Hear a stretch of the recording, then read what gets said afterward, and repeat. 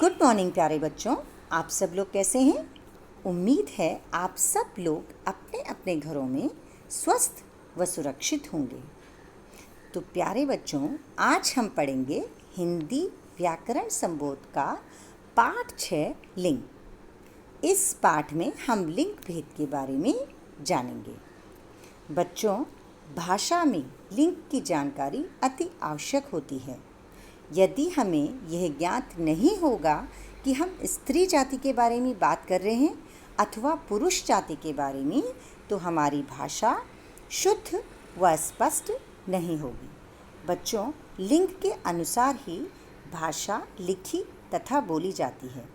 बिना लिंग जाने हम अपने विचार किसी के भी बारे में प्रकट नहीं कर सकते हैं। तो बच्चों, पहले ये जानते हैं कि लिंग आखिर कहते किसे हैं। बच्चों, शब्दों के जिस रूप से किसी व्यक्ति या प्राणी के पुरुष या स्त्री होने का पता चलता है, उसे लिंग कहते हैं। अब लिंग कितने प्रकार के होते हैं? तो बच्चों, लिंग 2 प्रकार के होते हैं। नंबर 1 पुल्लिंग और नंबर 2 स्त्रीलिंग। अब हम सबसे पहले लेते हैं नंबर 1 पुल्लिंग। अब पुल्लिंग की परिभाषा देखिए। जिन शब्दों से पुरुष जाति यानी लड़का का बोध होता है, उन शब्दों को पुल्लिंग कहा जाता है। जैसे इसके कुछ उदाहरण देखिए: पिता, राजा, घोड़ा, कुत्ता और बंदर। अब बच्चों, अब हम देखते हैं स्त्री जाति की परिभाषा। जिन शब्दों से स्त्री जाति का यानी कि लड़की का बोध होता है, उन शब्दों को स्त्रीलिंग कहा जाता है। जैसे इसके कुछ उदाहरण देखिए: लकड़ी, बकरी, माता और रानी। अब बच्चों, मैं आपके सामने कुछ पुल्लिंग व स्त्रीलिंग के उदाहरण पढ़ने जा रही हूँ। सबसे पहले हम लेते हैं रिश्ते नाते और सगे संबंधी।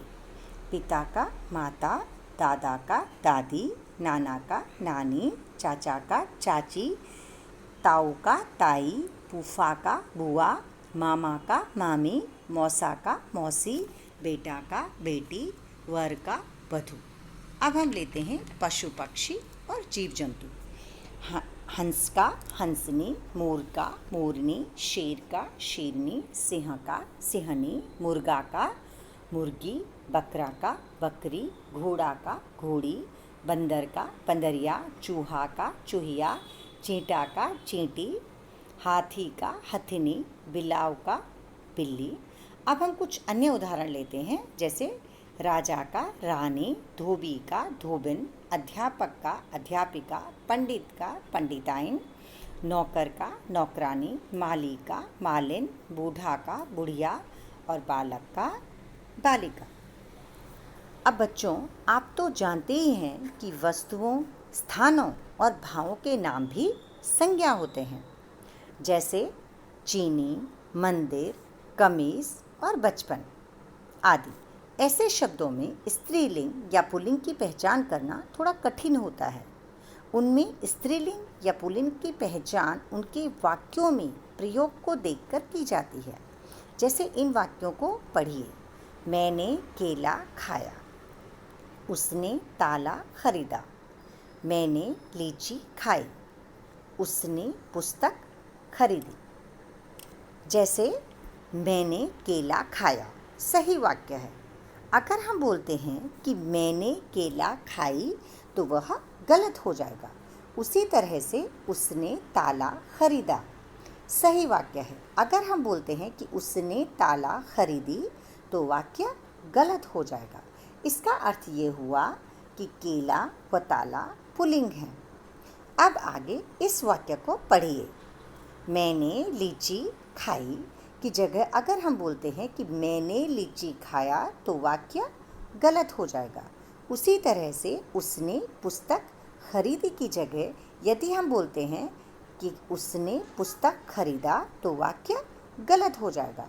इसका अर्थ ये हुआ कि लीची और पुस्तक दोनों ही स्त्रीलिंग शब्द हैं।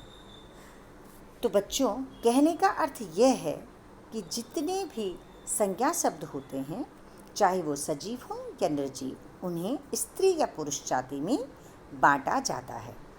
जैसे पेड़, फूल, चश्मा, कमल पुल्लिंग है, जबकि कुर्सी, मेज, नदी स्त्रीलिंग शब्द हैं।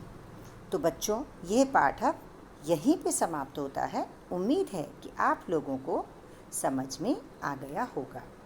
धन्यवाद।